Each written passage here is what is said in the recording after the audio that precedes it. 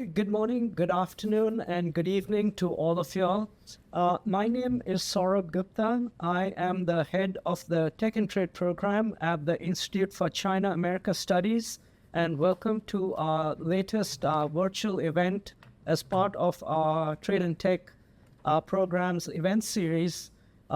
Today, we are going to be discussing the USMCA agreement. It's particularly the joint review with regard to the USMCA agreement. Of course, the USMCA used to be known as NAFTA. It was renegotiated in 2018, 2019. It's now called USMCA. The USMCA had a facility for a joint review after 6 years after its entry into force. The joint review formally is on July 1st, hence the event that we are holding today to discuss the joint review.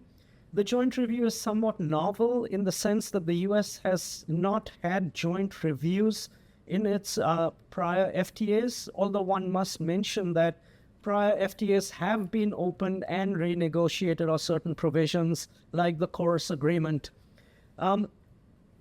I would like to just leave 2 points right on, put it out on the table just off the bat. The first point is that, NAFTA and the USMCA had been about the possibilities of North Korean cooperation, and that the trade agreement would just be a springboard for that. Cooperation in terms of pooling energy resources, in terms of regulatory harmonization, in terms of defense and law enforcement cooperation.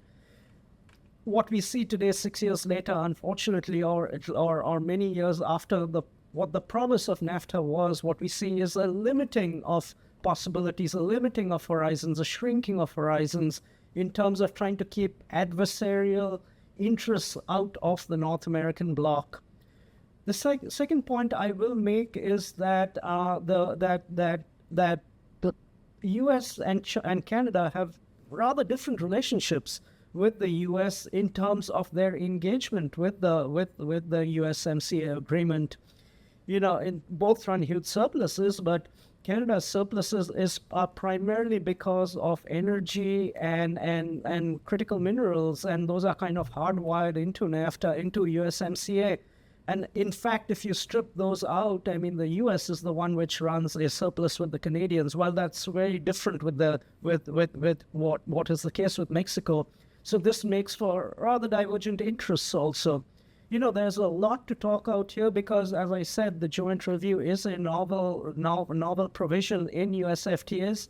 And therefore, I am going to stop at this point. I am going to introduce our panelists who will be talking today.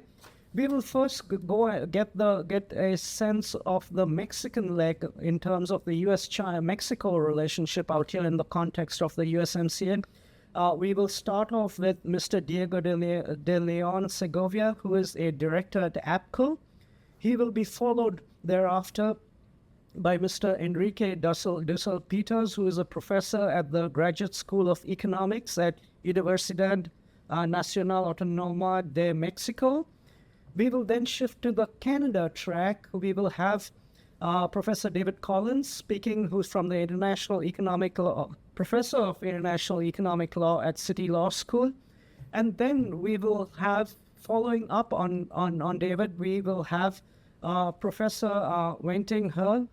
She is a postdoctoral scholar at the China Institute, University of Alberta, and she will try to fold in some of the East Asian and Chinese views in terms of how it impacts manufacturers and investors in Canada. That is going to be a theme across our conversation today of how third parties are impacted by what is happening in the NAFTA bloc. With that said, let me hand the floor over to Diego. Diego, the floor is yours. Thank you. Thank you so much, Shaban, and thank you to ICAS for holding this at such an important moment. As you clearly mentioned, it is a pleasure for me to share this panel with David, Wenting, and a good family friend, Enrique. I have been asked to open on the U.S. and Mexico side, so I want to give a quick political background and then explain how the review process works and what is on the table for each side. I will keep my comments there and then pass it on to, of course, as you mentioned, to Enrique and my colleagues to speak, especially on the Canadian perspective. I also have a quick slide that I'm going to share just to kind of frame what I'll be discussing. So first, as Sourabh, you mentioned, this is, the headlines sometimes get this a little bit confused. The USMCA is already into force. It took effect on July 1st, 2020, replacing the North America Free Trade Agreement, NAFTA. And by most measures, it's work. North America is more connected than it was 35 years ago, and Mexico is not the top trading partner of the United States. So this is not really about rescuing the agreement or starting over. It's whether the three countries confirm it for another period, and if anything, what will they change along the way. This matters politically because the agreement now under review is in large part president's own agreement. It was during his first administration that built it. So in some way, this is Trump reviewing Trump.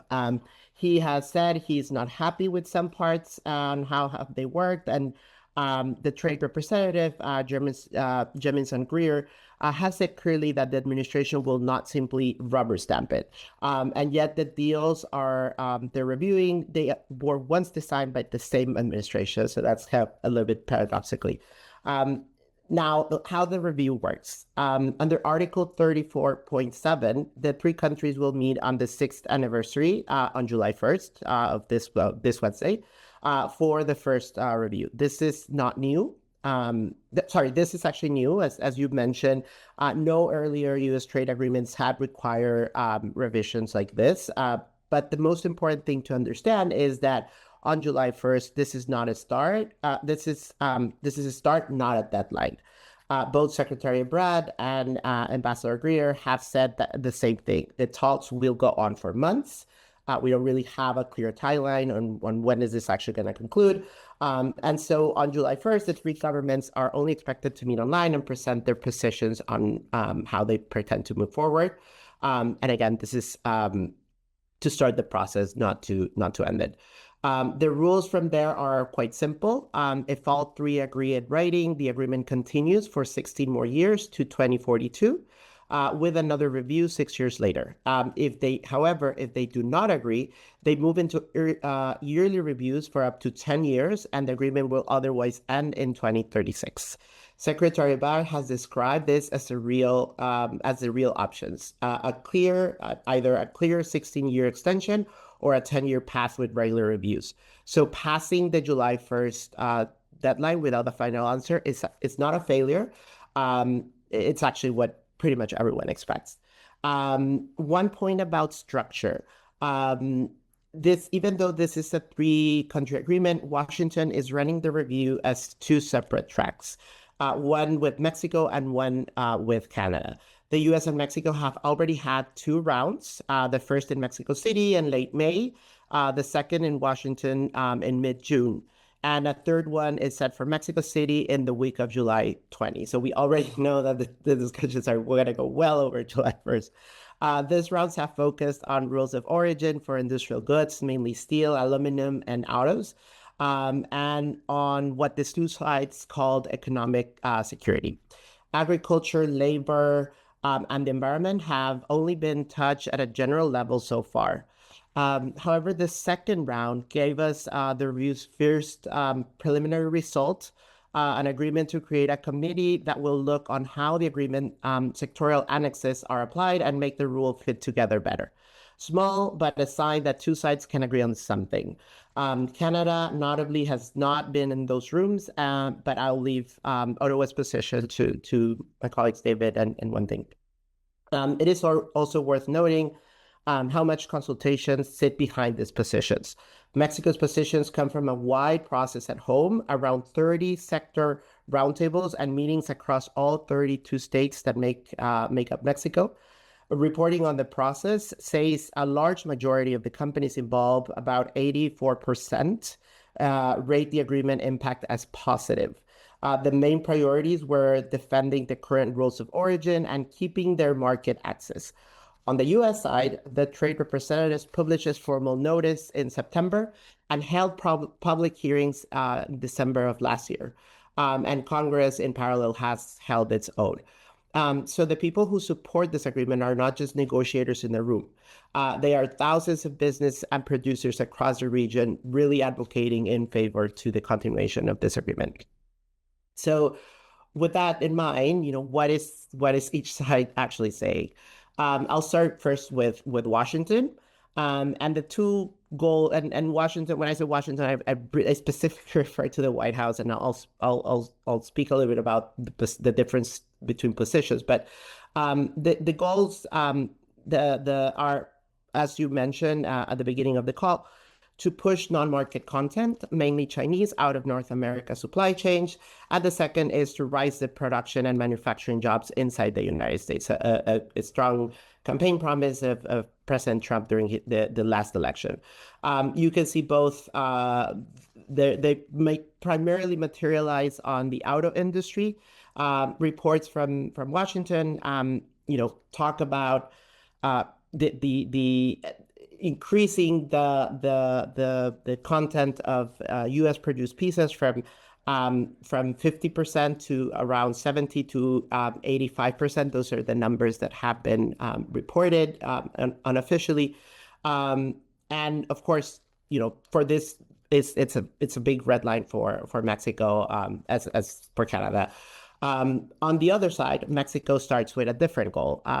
In June, the Secretary of Brad issued a letter at the beginning of June to Ambassador Greer, where he explicitly asked for the 16-year extension, the removal of Section 232 tariffs on steel and aluminum, which now are at 50% and are hurting the sectors in Mexico, and for a stronger supply chain that depends less on Asia.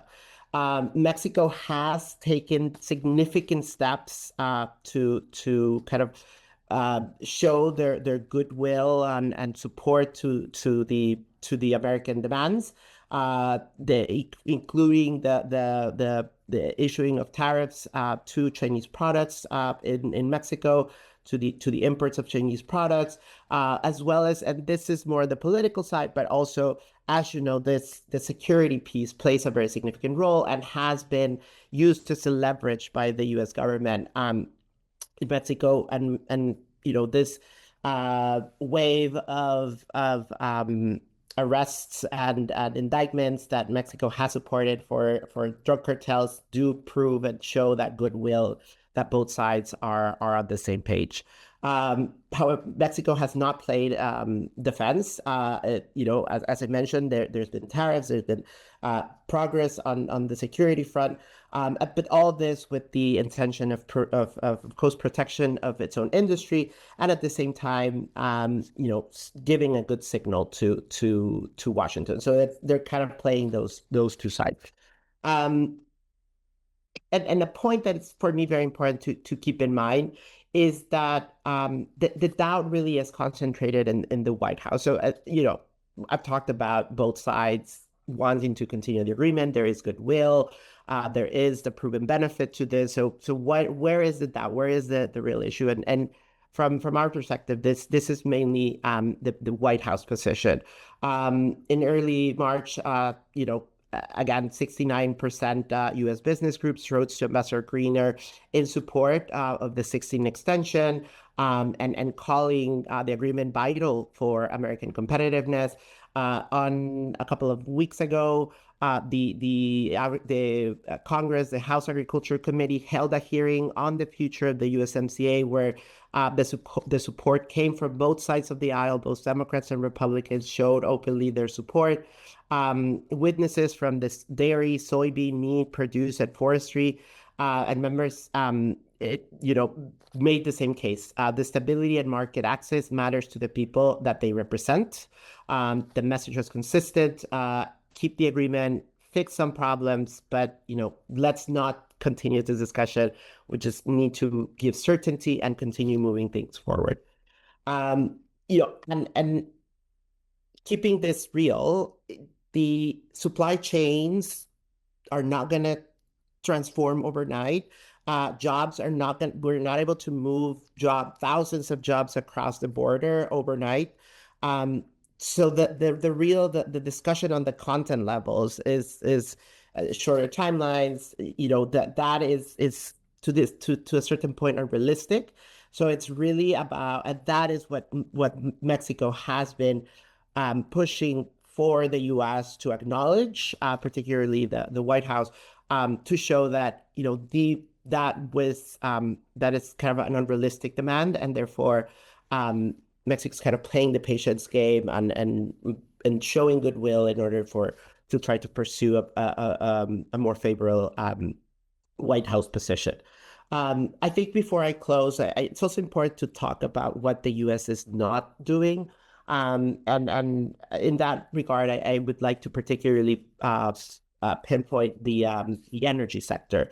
The discussions around the USMCA have been mostly about complaints from the U.S. side on Mexico's state-led electricity model. As you know, this both distribution and production is state-led, which has caused some rifts in the framework of the agreement. But I think that the biggest problem here is that the United States is actually not building. They're not pushing, similar to what they're doing to the auto industry.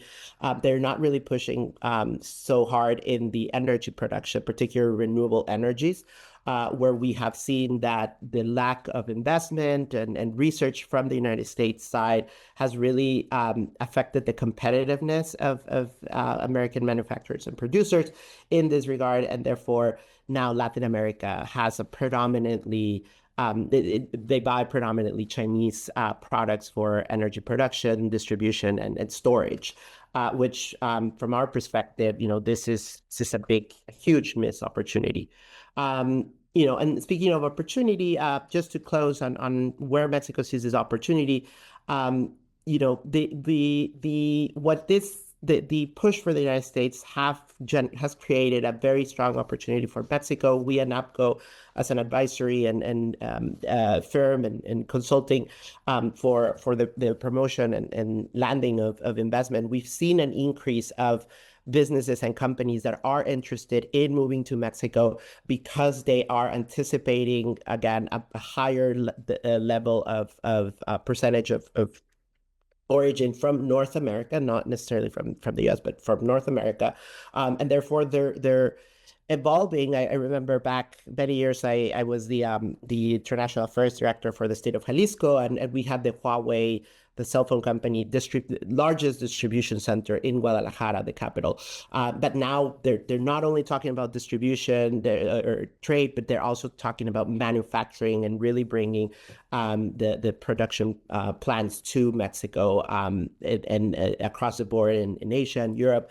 But there's still that uncertainty. And the one thing that they continue asking us is, is this safe? Like, is Mexico going to continue? Are we going to continue having this benefits through the agreement? And then we're ready to have these conversations. But that, unfortunately, as the talks progress and continue extending, the uncertainty grows, and that is, of course, affecting the potential benefits of the agreement and in the short and medium term.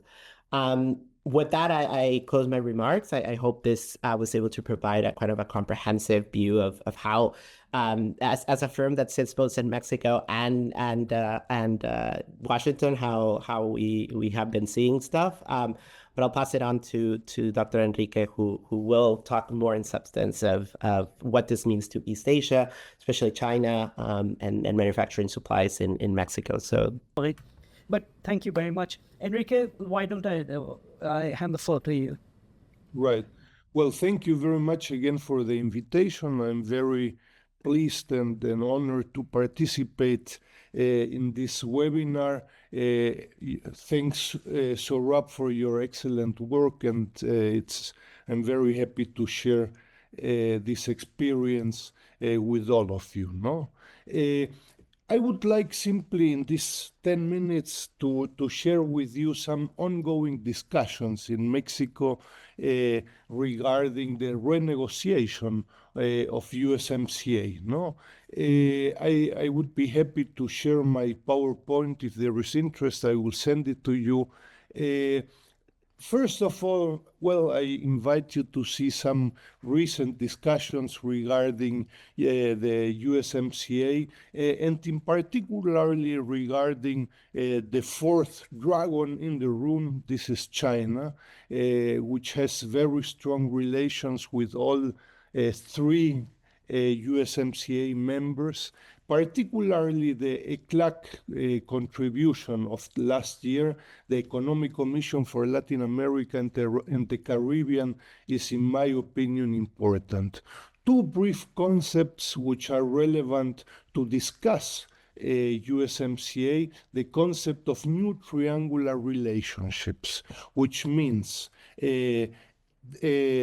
since 2017, the United States, in the first presidency of Donald Trump, recognizes that China as a big power competition, no? And so we have two important countries, the United States and China, at the same level.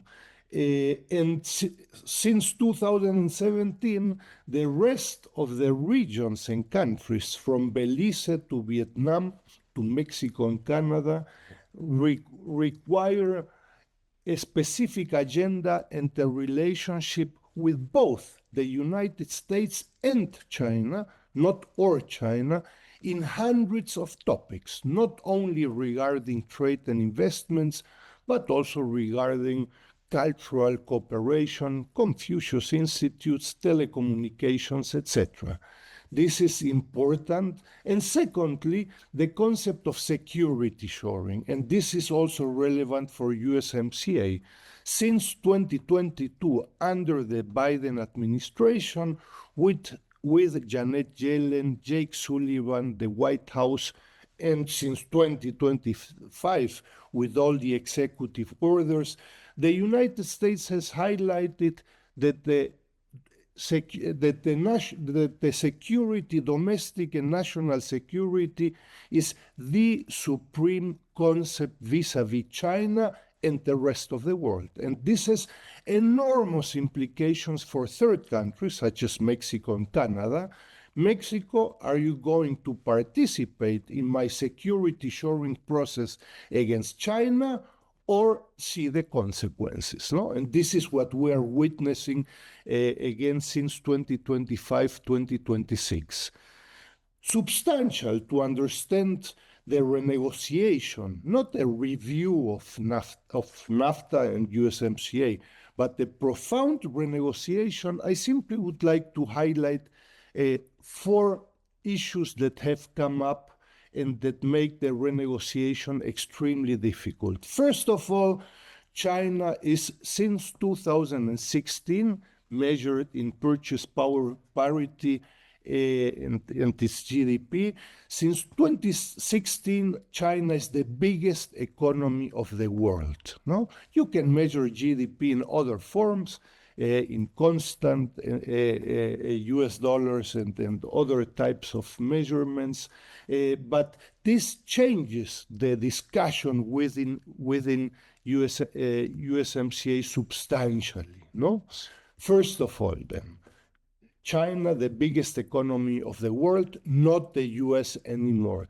Second topic that changes the discussion within USMCA, China as a technological leader, or the technological leader, according to ASPI, the Australian Strategic Policy Institute. Out of 64 key global value chains, Chinese firms already account and control and are the leaders in 57 out of the 64 global value chains. And this is also seen in Latin America and the Caribbean, countries such as Brazil and Mexico. We have been discussing this and presenting this, analyzing this in detail.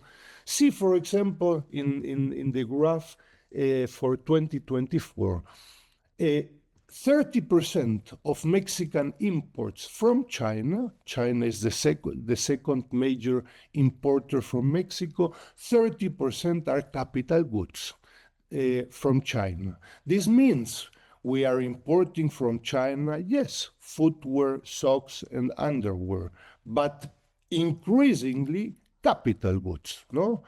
The share of the United States regarding capital goods is less than half, no?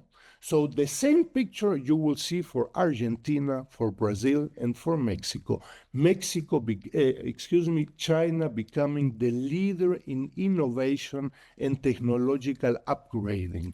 This changes substantially the discussion within USMCA. It is not the United States anymore.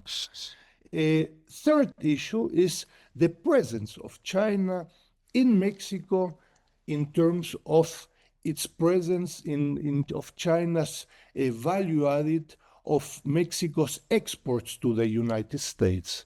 In the midst of the 1990s, China's value added was 0%. In 2020, this is increased to 7.5%. Note the falling presence of the United States value added in Mexico's exports always to the United States.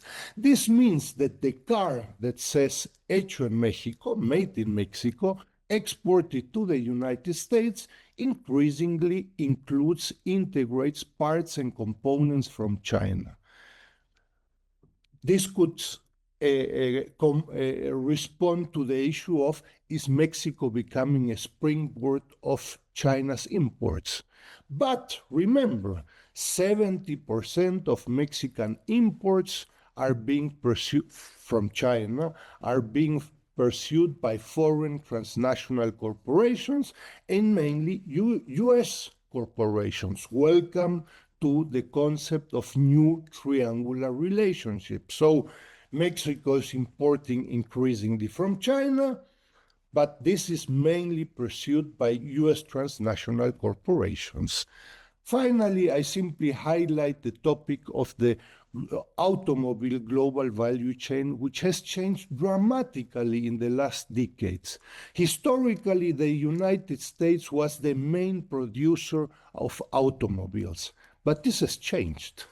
So today, in 2025, and measured in units, you can measure this in different forms, in value added, in gross value added, etc. But in 2025, around 60% of passenger light vehicles and trucks are being produced in Asia.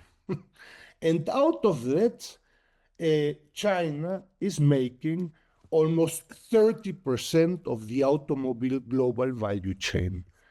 NAFTA, or USMCA, has a falling tendency and is today producing less than 15% of global cars. And within USMCA, the share of the United States has fallen substantially from around 13% to a little bit above 10%. Within NAFTA in this decade, 2015-2025, the only producer or country that is in growing production is Mexico.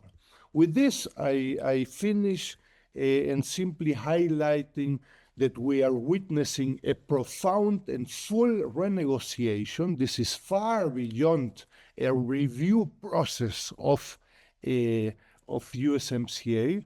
President Trump, particularly Lighthizer and many others, have been very clear the United States will not sign FTAs because the US has not been benefiting through FTAs, but the US will only sign reciprocal agreements that benefits the United States. This is what is going on today.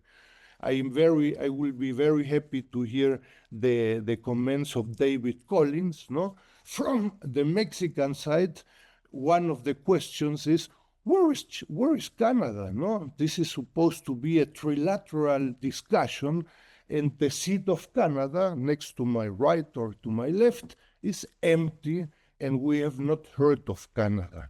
In the best of the cases and scenarios, I believe we will have 2 bilateral agreements, if at all. No? And again, and to finalize, it is becoming very difficult to understand the erratic tariff measures from the United States.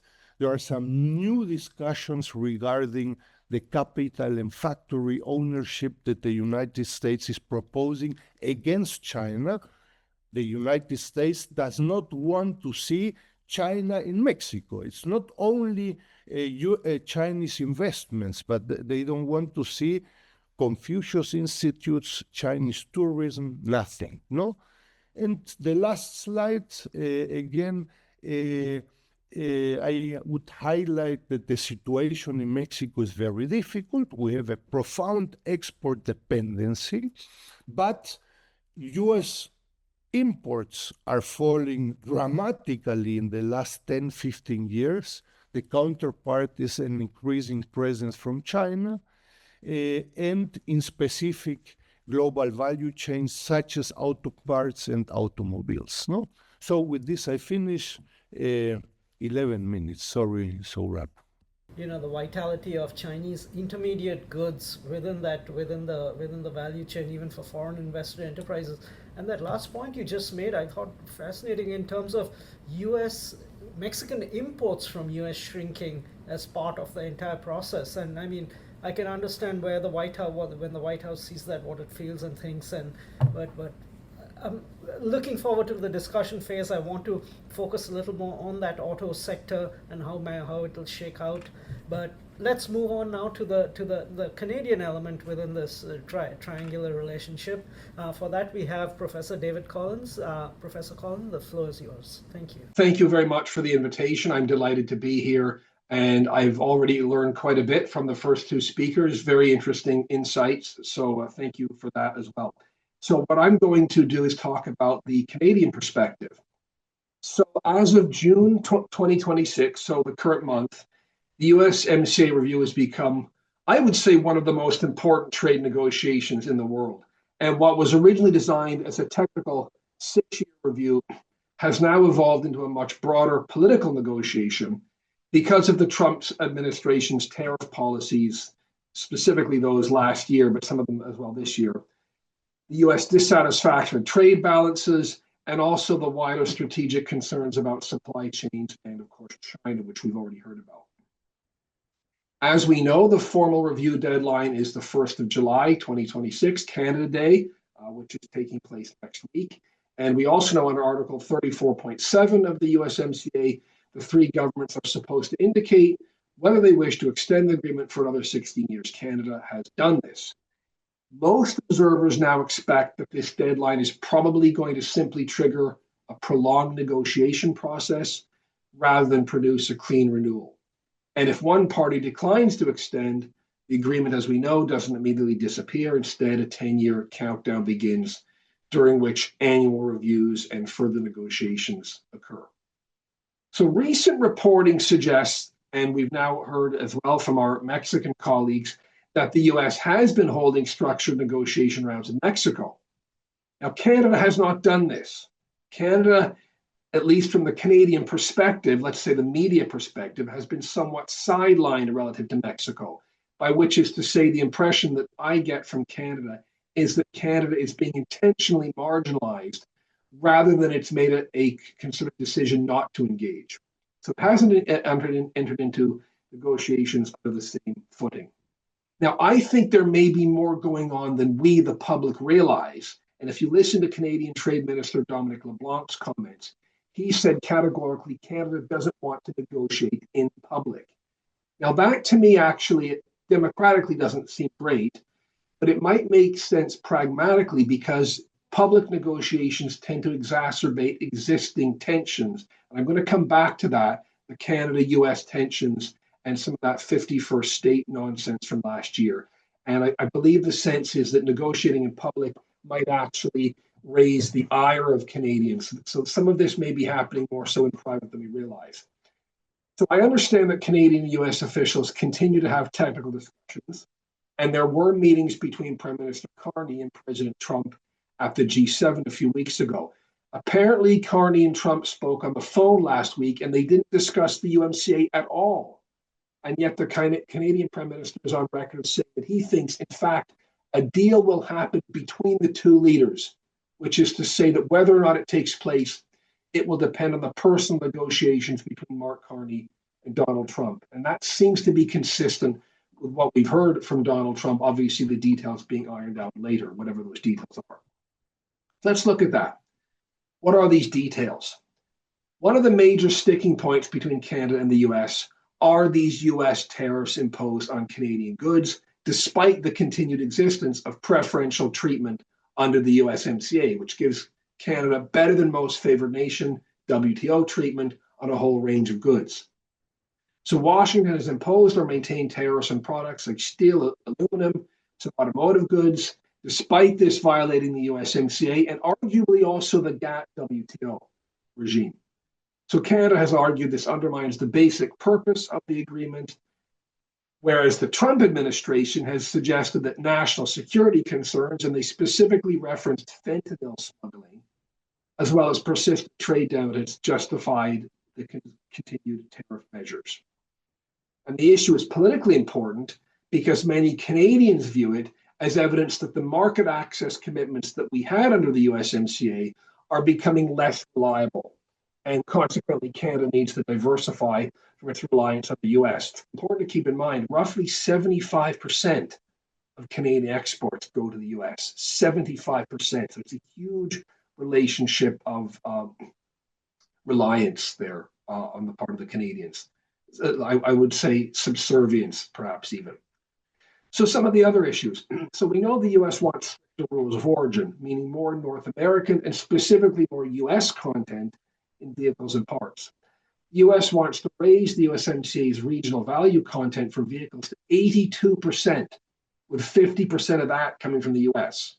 Today, 75% must originate in North America. And just to contrast that, by way of an example, the CPTPP, the Trans-Pacific Partnership, has a regional value content of only about 45%. So this is really, really tight already, and the US wants to push it further. I suspect Canada would accept 82% RVC, but not likely the separate US 50% target, because obviously Canada wants to retain its auto jobs, especially the province of Ontario, where I'm from. We can also expect tighter border inspection and enforcement for rules of origin compliance. So I think the border itself, the porosity of the border is another issue. And I think to the extent that the Americans have already been assuaged on that to some degree. Washington has repeatedly signaled it wants to revise existing rules of origin to encourage production in the US and reduce dependence on non-North American supply chains. And Canada, for its part, worries that excessively restrictive rules could disrupt integrated North American manufacturing. Closely related to this, and probably more high profile, is concerns Canada's relations with China. And again, the Trump administration wants tighter North American economic integration, stronger barriers against Chinese goods entering North America through indirect routes, and this is known as transshipment. So in addition to rules of origin, the US has pressured Canada for tougher rules regarding Chinese investment, electric vehicles, batteries, supply chains, and this is not to mention the geopolitical issues outside of the USMCA, such as national security and so on. So Canada may agree with some of these goals, but it's likely going to resist arrangements that excessively constrain its economic autonomy. Canada will likely scale back recent trade commitments to China, electric vehicles, possibly energy exports, in exchange for better access to the US market and lower tariffs. Canada has already capped the number of Chinese EVs to be sold at the lower 6% tariff, down from 100% into Canada at 49,000 a year. I personally would suggest that Canada should exploit the US's anxieties about China to make itself essential to the US, but perhaps we can talk about that afterwards. The US's deep concern over other countries closing up to China is reflected in the notorious anti-China clause of the USMCA, Article 332.10.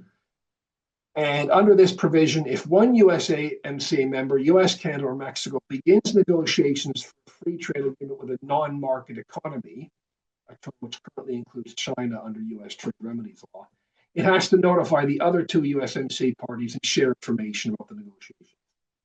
If that country concludes such an FTA, the other USMCA members may terminate it by giving 6 months notice and replace it with a bilateral agreement between themselves. And of course, Canada and Mexico are already CPTPP members, so they arguably don't need that.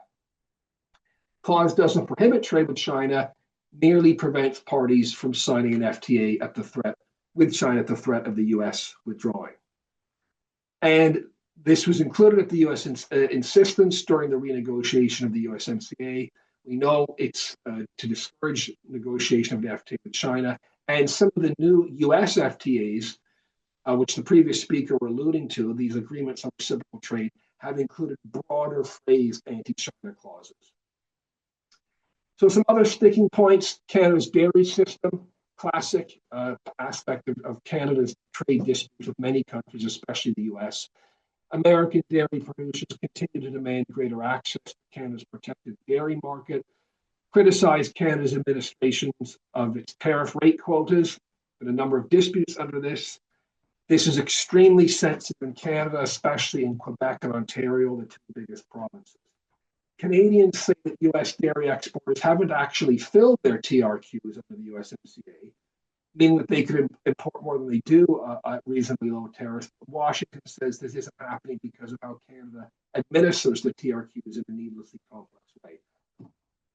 I suspect there's going to be movement on supply management, but not much, maybe a few percentage points.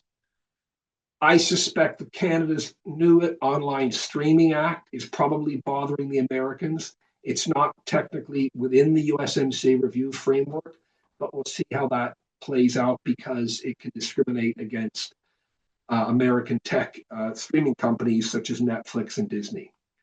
The US has shown increasing interest in stronger enforcement mechanisms under the USMCA, more aggressive use of trade remedies.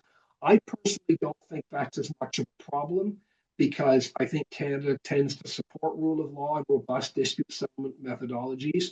So I can imagine that probably being something that is agreed to, but I don't know what specifically what the US is asking for. And just to conclude, I'm already over time, just a final comment about the political atmosphere of the USMCA review, which is unusually tense. Canada-US relations are at an all-time low. They're at least the worst during my lifetime. I think you need to go back to the burning of the White House in the War of 1812 when it was this bad. Canadians are foregoing vacations to the US. American liquor is banned in US government and Canadian government-owned liquor stores in various provinces. This stems from the 51st state comments, and the situation is very tense. Trump, I would say, added further fire to this by remarking recently the US might be better off without the USMCA. Prime Minister Carney has responded by insisting that Canada is not a supplicant and will not allow Washington to dictate the terms of the review.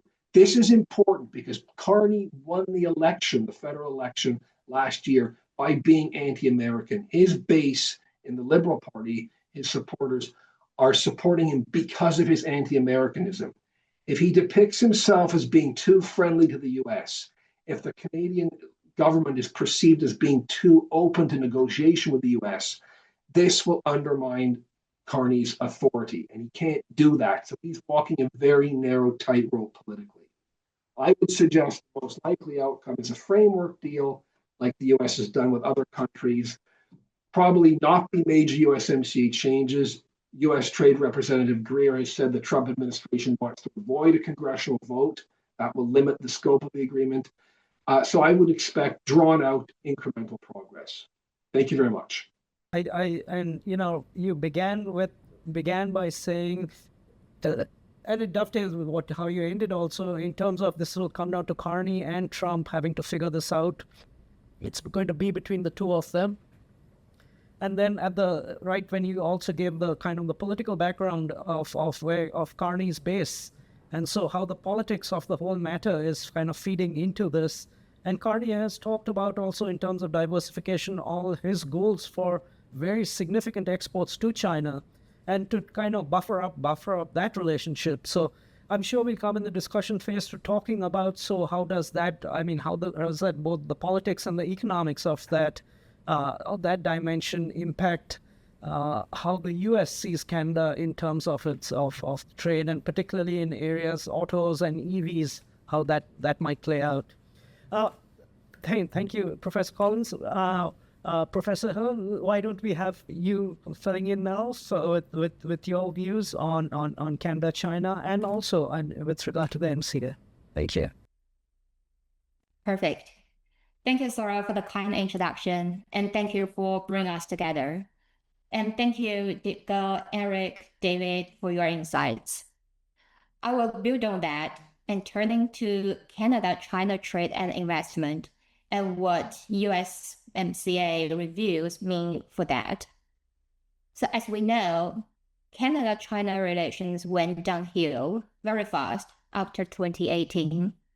Meng Wanzhou was arrested in Vancouver, and 2 Michaels were detained in China. Canada moved to ban Huawei and ZTE, citing national security. Ottawa was concerned over alleged Chinese foreign interference. And these political tensions were very costly. We saw Canada imposed 100% surtax on Chinese-made EVs and 25% on Chinese steel and aluminum. And China responded with 100% tariffs on Canadian canola, peas, and 25% tariffs on pork and seafood. But over the past 2 years, we have seen a change. Not a full reset, but a real change. Starting in 2024, we saw senior officials begin meeting again. The tone became more pragmatic. And then, last October, Prime Minister McCartney met President Xi Jinping, and their message was clear that this was a turning point. Canada and China were ready to reform their relationship in areas such as energy, agriculture, climate change, and manufacturing. The mood became even more positive this January when Prime Minister McCartney visited Beijing, and they produced more concrete results. China lowered the tariffs on Canadian canola seed to about 15%. It also suspended tariffs on Canadian peas, lobster, crab until the end of this year. And Canada, in turn, agreed to allow an annual quota of 14,000 Chinese EVs into the Canadian market at the most favored nation rate, 6.1%. And Canada also expanded remissions for certain Chinese steel and aluminum products. And they framed this as the start of a new strategic partnership. And for investors, that really matters because it changed the signal. And one could say that this general package looked very limited, and the EV quota is far from huge. But it's usually how these things work, that trade barriers were really wiped away all at once at a leaders' meeting. Leaders, they always create political space, and then ministries, regulators, local governments, they will follow up and work on harder and more technical negotiation. We saw this pattern very similar in Australian-China relations, when the reforming happened actually very gradually through patience, process, and persistent diplomacy.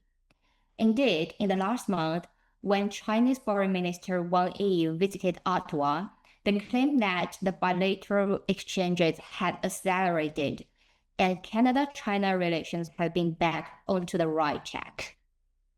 Markets, firms, investors, they watch this closely and they listen to it. And we already see this in the data. My colleagues at the China Institute at the University of Alberta have been tracking Canada-China trade and investment for years. According to data in 2025, China is still Canada's second largest single country trading partner, and Canadian exports to China were about $34 billion, up around 15% from the year before. This structure is very interesting. It's changed because of the trade frictions, and Canadian exports have changed away from farm and food products and toward to the energy and minerals. As for the imports from China, it has a modest increase, up about 2%, mostly consumer goods, industrial machinery, electronics, and auto parts. As for investment, Chinese completed FDI transactions in Canada still declined in 2025, but that was not quite surprising to me because investment usually moves slower and it needs more trust, legal certainty, and time. So what does USMCA review mean all of this change? And I will make 3 points and I'm open to your thoughts. First, the non-market country clause of USMCA already sets a hard limit. This clause, it actually requires any USMCA party to notify the others before negotiating free trade agreements with non-market country. And this clause was widely read as aimed at China. Even if the review makes no major change, this clause will continue to shape the boundary of Canada-China economic cooperation. And second, as Diego reviewed earlier, Washington is already making clear that it wants to reduce dependence on imports from outside North America and tighten rules of origin and strengthen North American supply chain security. This will create a challenge for Chinese exporters. For Chinese EVs, batteries, auto parts, solar products, steel, aluminum, Canada will be less surely a useful entry point into North American market if this change really materialize. So even if Canada-China relations improve, Chinese firms must consider whether the investment in Canada help them reach the broader North American market or trigger more US pressure. And this uncertainty will make some firms more cautious and hold them off. Third, the USMCA review will be another test of Canada's strategy to diversify trade. And this has been mentioned by David, that currently stated the goal to double non-US exports over the next decade. But the question is, I think, how far can Canada go without putting its North American market access at risk? Chinese investors and exporters, they will watch this closely, and they will watch how Canada talks to Washington, what Canada defends, what it keeps open, and then they will adjust their geopolitical calculations about Canada as a market. And Canada and China economic cooperation never happened in a vacuum. The United States is always in the room, and even it's not at the table. So for Canada, it has this dilemma to deal with, that it needs to deal with its economic ties, networks, and including economic security nexus very strategically and carefully, but with the confidence, I think, and to strike a balance in the USMCA review and beyond. So that's from me, and I look forward to the questions and comments.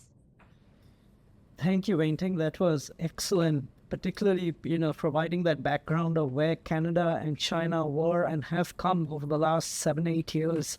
I think that was very useful. I also thought the Australia analogy was great because we've seen how there, of course, there was not just a change in government, but also a change in party. In Canada, it's just been a change in government, which has led to the shift.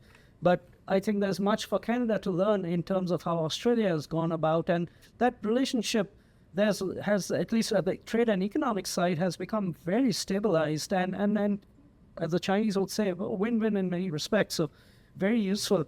What I thought I'd do, because we're already getting quite a lot of questions in our box, and I'm noticing that a lot of them have to do with autos. I'm going to just bring the questions right into play right away and make that as part of our discussion phase. And it's a question which goes out both to the Canadian side as well as to the Mexican side.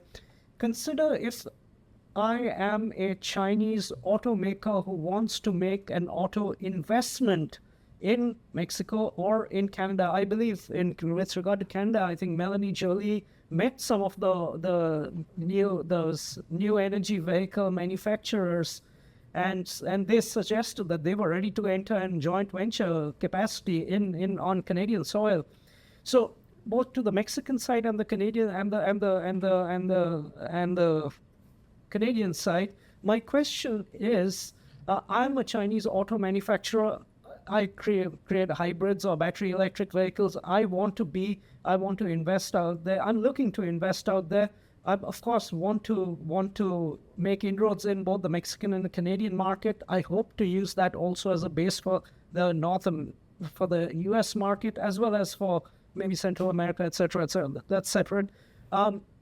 What should my key takeaways be from this negotiation, and how should I be looking at this negotiation, specifically with regard to the auto sector? Let me go to the Mexican side first. Let me come back to the Canadian views thereafter. Please, if Diego, Enrique, if you all can start off on this front. I can give a quick comment, and we've been in touch with the Mexican counterpart, particularly the Ministry of Economy and Ministry of Foreign Affairs. And yes, of course, there is an interest in bringing and potentially bringing Chinese auto manufacturing companies to Mexico for the production, but this needs to be done very carefully. It's not. There's a lot of political implications. That the economic case, it makes perfect sense. Everything, all the components are there, they're aligned, and we have the labor force, we have everything ready. Speaking on kind of behalf of Mexico, but there is a very important political aspect to that, and it's how do you manage to do that without any type of retaliation from, and justifiably so, from the US, right? So it's not, how do you not upset the American counterparts and saying you're actually using the USMCA to import Chinese products into, or, you know, washing Chinese products to go into the US and the broader North America. So there is a very big political question, and Mexico is struggling to find a viable answer to that. There is other aspects of electric mobility, smaller vehicles, drones, like other type of technologies that are kind of less contingent, but auto, that is a very politically sensitive issue. U.S. Auto manufacturers, it is important also to mention, U.S. manufacturers have stepped up the game. They have increased their investments in Mexico to kind of because they know that it's also a viable option, and also some pressure from the United States to kind of, you know, you have to be at the door, you have to not let other companies entry. So it's been, what I could say is, it's been a very difficult question for the Mexican government to respond. I would highlight, first, let's remember we have been working on this topic for more than 10 years. Chinese firms have been investing in Mexico throughout the 21st century. As a matter of fact, the highest level of Chinese FDI in Mexico was in 2019, no? Very unfortunately, the so-called think tanks in DC have not been doing their homework regarding this topic. No, they discovered the topic in 2022, 2023, and they believe that the topic exists, of course, since 2022. Wrong. No? So we have lots of experiences in auto parts. Today, Chinese brands, BYD, MG, and many others can invest in Mexico and export to the rest of the world, potentially also to the United States, if they comply with the NAFTA rules of origin. Again, what we are witnessing, as I presented a moment ago, there is a discussion regarding capital and factory ownership, which means I do not want to see Chinese brands investing in Mexico and don't think about exporting to the US. welcome to this new triangular relationship, no? So today we are in the first time of Mexico's recent history in the situation of a government and of Mexican governments interested in attracting foreign direct investment, but requesting Chinese automobile investments to halt. No? Since last year, the Mexican government is telling BYD and all these firms, please do not invest today in Mexico. We do not want to be in the situation of signing USMCA and in the same morning having the news, you know what, there is going to be a new plant of 500,000 of EVs or other cars being produced in Mexico, and they want to export to the US. That would question the full agreement, etc., etc. So you have an important pressure by Chinese brands in automobiles that want to export. The rest of Chinese investments producing for the domestic market and other foreign markets do not have any problems. Thank you. The question was Chinese strategy, and in my case, investing in Canada. To be blunt, I'm not sure this is a viable strategy for a Chinese manufacturing car company. Canada will always choose the US when it comes down to it. Canada has simply too strong a dependency, and it is unrealistic to think that Canada can diversify in any meaningful way away from the US market. It is a fact of geography and the historic relation between the country, the nature of automotive parts, and the integration of the supply chains across the border. As long as the US retains a hostile stance towards Chinese manufacturing, there's no way that I think a financially meaningful component of Chinese manufacturing or an auto can take place in Canada. What China should do, what a Chinese car company should, let's say, lobby on behalf of the Chinese government to do, is to ensure that the Chinese exporters do get that MFN rate, that they get their WTO most favored nation rate. They don't want to get worse than that. And that's been part of the problem. Is China doesn't want to see any tariffs beyond the MFN level because as a consequence of dumping or subsidization. So I would say if China plays by the WTO GATT rulebook and doesn't subsidize, doesn't dump, and it can get its MFN tariffs, I think it will probably do quite well, certainly in terms of selling completed vehicles, but possibly also in terms of supply chains. Having just returned from China, I was in Shanghai 2 weeks ago, speaking to a number of trade people. And obviously, China has now embarked on a strategy of consumption. They want to stimulate domestic consumption. And I think if that strategy works, then Chinese car companies will find very welcome, I think, enjoyable, lucrative markets within China that should keep them going for some time. Thank you. And I agree with what David said about the Canada-China trade in the automotive. And I think they are absolutely complementary between the Canadian and Chinese market in this industry. Like in China, there are more than 100 EV brands, and 15 of them are much more dominant in the market. And I think most of them, they face a very competitive domestic automotive market in China, and they're really keen to export cars and explore the foreign market. And for the recent Canadian-China deal about their 49,000 EV quota at the MFN rate in Canada, that sent a very positive policy signal that there might be a space Canada-China relations will be reforming, and there might be the opportunities beforehand. But the USMCA negotiation definitely it put everything to a big question mark. So my sense about to the China's automotive manufacturers, their big challenge for them is a very highly uncertain policy environment.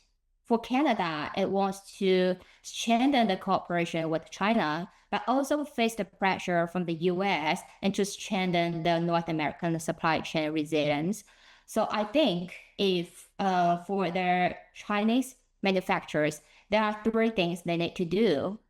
The first is to build more flexibility into the supply chain. So don't rely too much on one supplier or one country.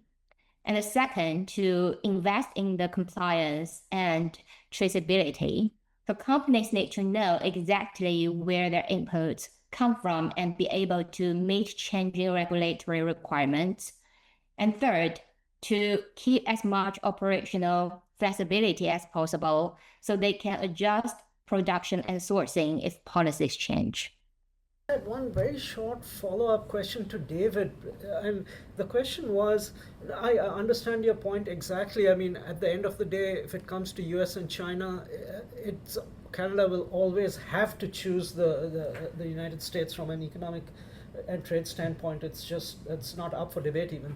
But the question I had was, with the US going backwards in terms of trying to even build out an EV sector, and both Canada and Mexico realize that that is an essential good that needs to be produced, do you still feel that there's no space in Canadian domestic manufacturing for an EV industry which has some ties with China, simply because it's a public good which is necessary up to at a certain point?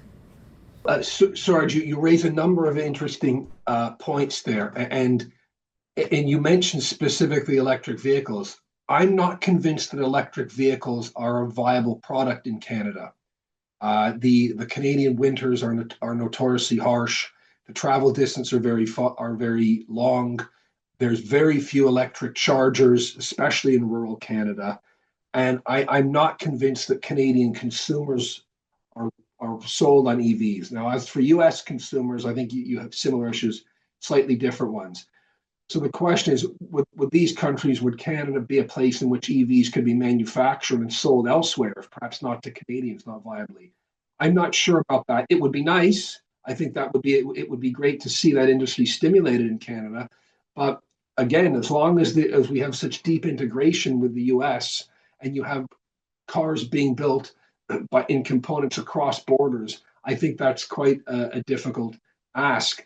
I do sometimes wonder, I almost can't believe that I'm saying this, coming from a fan. My father worked in auto manufacturing in Ontario.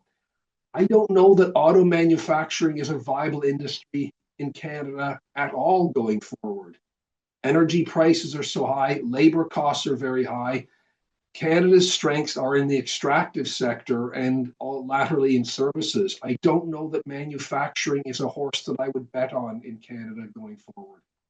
Very insightful and very useful. Thank you. One other point I would just drop in also out here is that, just this last week, there was news that Polestar, which is Geely owned, is not going to be selling any more very new vehicles in the US. And that itself, I think, for Chinese manufacturers, that also could be a means, whatever happens in the USMCA negotiations, the US can still unilaterally use its connected vehicle rules will be using its connected vehicle rules to be blocking out these EVs. So even if Mexico or Canada wanted and was making itself amenable, the US can and will unilaterally block it. And so that kind of confuses the investment prospects. Can I just very, very quickly, yes, I'll come to you, Enrique. Just one last point, but let me also throw the question out, and the question is, autos obviously is kind of headline, but does the same apply both for the Mexicans and on the Canadian side to things which are probably a little less less headline, like solar industry, equipment manufacturing? Are they also caught up in the same dynamic to the same extent within the USMCA negotiations, or does autos is in a different zone itself? What are your views on that? Let's start with Enrique. Make your point, as well as if you could just get to this question, and then we'll go to Diego and we'll go to the Canadian end after that. Yes, a question regarding David's presentation. I found it very interesting, David, regarding your assessment that there might be a potential for a personal agreement between Donald Trump and Carney, no? What is your assessment? Does this really have a potential? I mean, can you really avoid or save any technical meetings, the ones that Mexico has been going through, and simply having a phone call between both and saying, we agree, they sign, and that's it?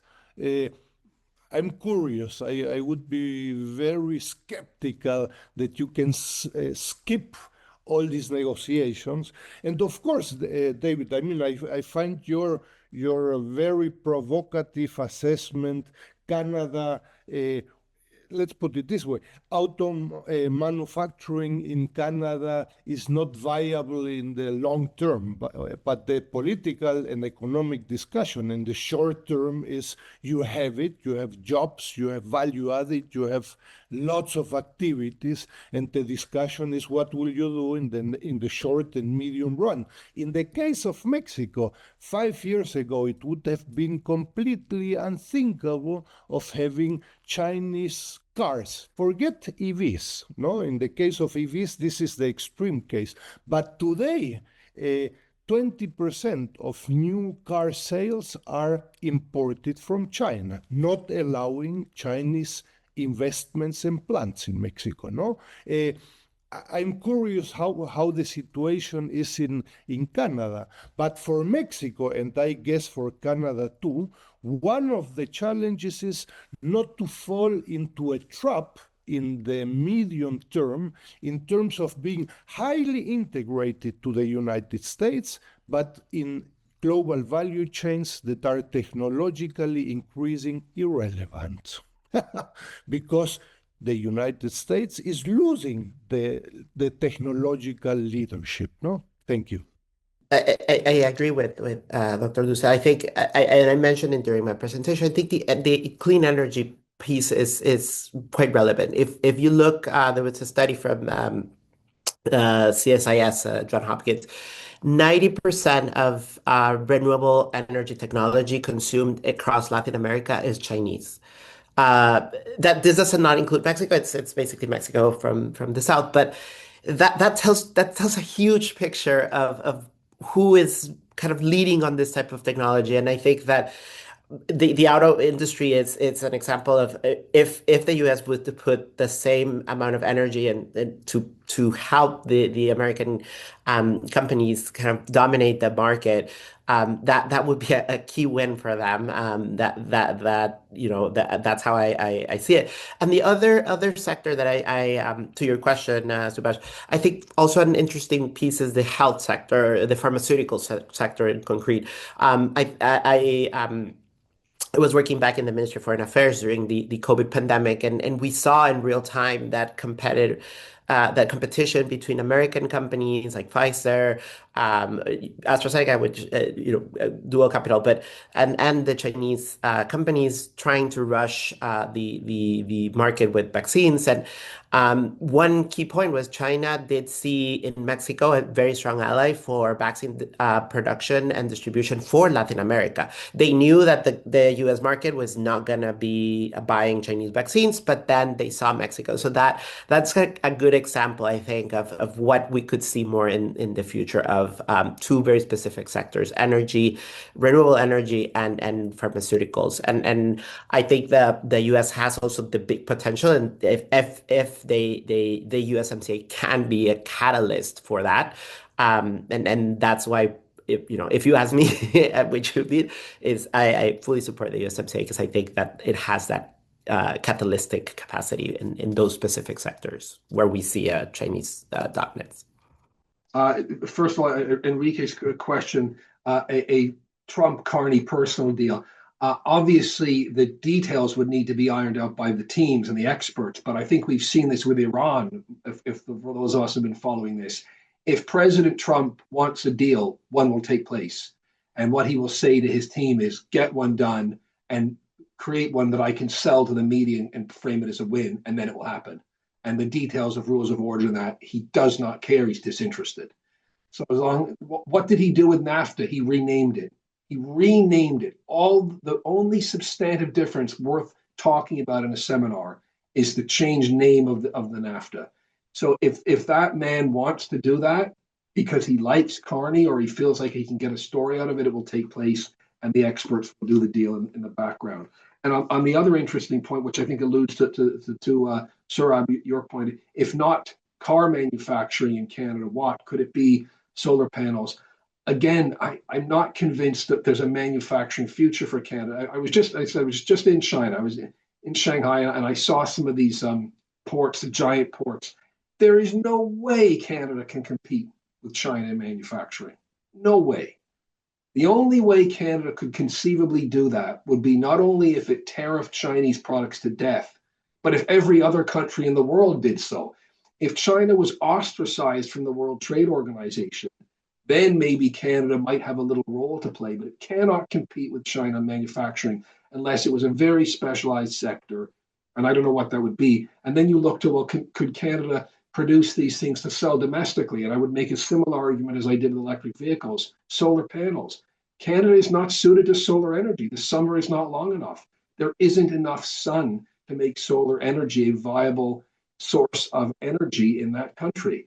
So I think, once again, this is probably a lost cause. Canada should focus on the extractive sector services. I like Diego's point on pharmaceuticals. Maybe that would be another area, but heavy manufacturing equipment, no way. It's not going to happen in Canada, sadly.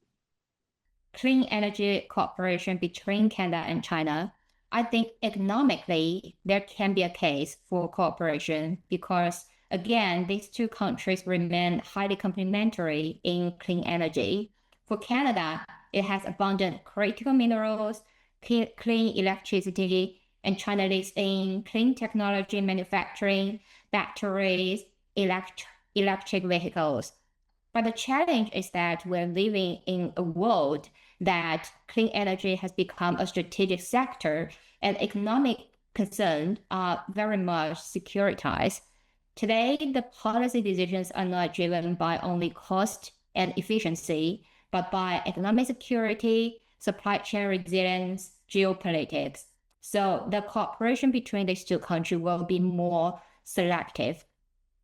Going forward, I think the best opportunities for the two sides are likely in areas such as lower security sensitivities like hydrogen, carbon capture, grid technologies, and climate change, climate-related innovation, rather than in the critical minerals or EV supply chains. Thank you very much. We're at 10:20 already, so we should be ending. I'm going to use moderator's privilege to have just one last round of questions, which I think is very important for the audience. If you can keep your answers brief. The question is, it's a question about the joint review and a timeline. Just tell me 9 months later where you think the matter with the joint review will stand. At 9 months later, where are we in terms of the joint review? Let me just have a quick run through, starting with Diego. Yeah. Our bet, our money is, and we're gonna move to a yearly review after multiple discussions that we foresee the agreement continuing, but under the 1 year revision process. Enrique? I think we will end up with 2 bilateral agreements. I agree with Diego that the reviews or renegotiations will be not every 16 years, but hopefully not every year, but probably much sooner than 16 years. And the uncertainty and the erratic measures that we have witnessed in the last 2 years will continue with or without an USMCA. I suspect Diego is probably right. I think we'll move to a yearly review. But what you will see, and I think you'll see it in times for the midterm elections in the US, is some kind of a mini deal in a particular area, some kind of a tariff reduction, maybe something on dairy that Trump can sell to his farmers, or to the automotive sector. Oh, I got Canada to lower the tariffs on this, or I got them, oh, I forced them into lowering their dairy tariffs. So there's going to be something. I think there'll be definitely some development between now and November, but I suspect, formally speaking, yeah, I don't think you're going to see a new USMCA. I think it's going to be the yearly review. Yeah. Wenting? I think from our discussion, what is for sure is that we all recognize there are uncertainties about USMCA review.